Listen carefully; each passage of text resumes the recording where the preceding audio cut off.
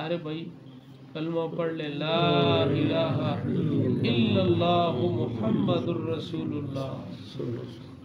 अब ये है कि अल्लाह हम सबको इखलास नसीब फरमाए। अब इस हदीस में जिस बात की तरफ इशारा है वो बड़ी अहम बात है, वो इखलास। कि बाज़ दफ़ा बंदा कोई दीन का काम करता है तो फिर ये है कि एक इना आ जाती है, मैंने ये हदीस में पढ़ा, फिर उसमें मेरे अजीज़ों अगर थोड़ा सा भी राई के दाने के बराबर भी कोई हमारी नीयत में ऐसा फ़र्क आया तो हदीस में आता है ये अमल हमारे मुंह पे मार दिया जाए। इसी वजह से बहुत सारे अमाल ऐसे हैं, मैंने पहले भी शायद कई दफ़ा जिक्र किया हो, अल्लाह के प्यारे हबीब सल्लल्लाहु अलैहि वसल्लम की 63 साल की ज़िंदगी है जिनमें 23 साल आपने नबूवत के बाद गुजारे। आपकी 23 साल जो ज़िंदगी है वो हमारे लिए एक नमूना है। पूरी ज़िंदगी है लेकिन इस ज़िंदगी के आमाल को हमारे लिए एक नमूना बनाया गया। अब उस अमल में बहुत सारे आमाल हैं जो बैक वक्त नहीं हो सकते। आप सल्लल्लाहु अलैहि वसल्लम ने जो जो आमाल किए हैं वो किसी बिना पर हालत के बदलने की वजह से अमल बदल गया। हदीस में आता है आपने खड़े होकर पेशाब किया है, हम खड़े होकर करते हैं? क्यों नहीं करते? क्योंकि खड़ा होने, दूसरी हदीस में ममानियत आ गई है और आपने कई काम ऐसे किए हैं जिन कामों में हर जगह अहवाल बदलने से अमल बदल गया। तो ऐसे ही मेरे अजीज़ों बंदा ऐसी इना में लग जाता है, बंदा कहता है हमने तो हदीस में पढ़ा है, हदीस बहुत सारी है, बैक वक्त हर हदीस पे अमल करना ये बहुत मुश्किल है।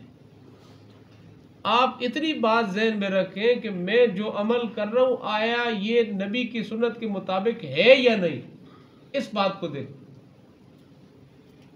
अगर हम इस बात को देखेंगे हदीस में तो वो भी आता है, हदीस में तो बहुत कुछ आता है, फिर ऐसा करने से हम करेंगे काम नेकी का, लेकिन शायबा इसमें यह है कि हम गुस्ताखी कर जाएंगे अपने प्यारे नबी की, फिर पता नहीं चलेगा और ऐसा हो रहा नहीं हो रहा।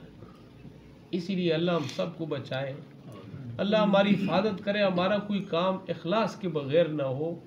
इखलास की निशानी ये है कि बंदा बस अपने अमल को नबी की हदीस के साथ मिलाए, जो मैं कर रहा हूँ ये हदीस में आया है कि नहीं।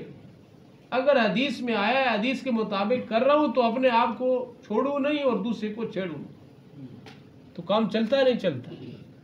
कि अगर मेरा अमल, आपका अमल कुरान हदीस से मिल रहा है तो फिर मैं इस अमल को मजबूती से पकड़ लूँ और दूसरा जो कर रहा है करता रहा है, मुझे उससे बात नहीं।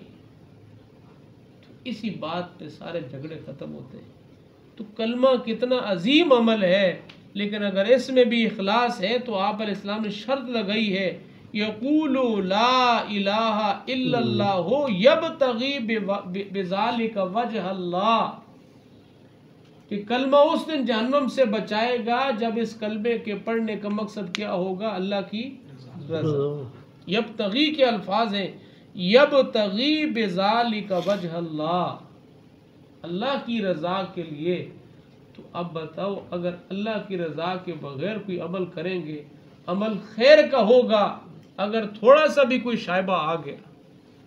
हज़रत अली रज़ी अल्लाह अन्हु काफिर को गिराया, ऊपर बैठ गए, उस बदबख्त ने थूक फेंक दी तो फौरन उठ गए कि पहले तुझे मैं इस्लाम की वजह से मार रहा था, अब मेरा गुस्सा भी इसमें शामिल हो। वो इखलास के चिराग थे, हदायत के चिराग थे। तो इसीलिए बार बार हम अपने आमाल की इस्लाह करते रहें और अपनी नीयत को साफ करते रहें।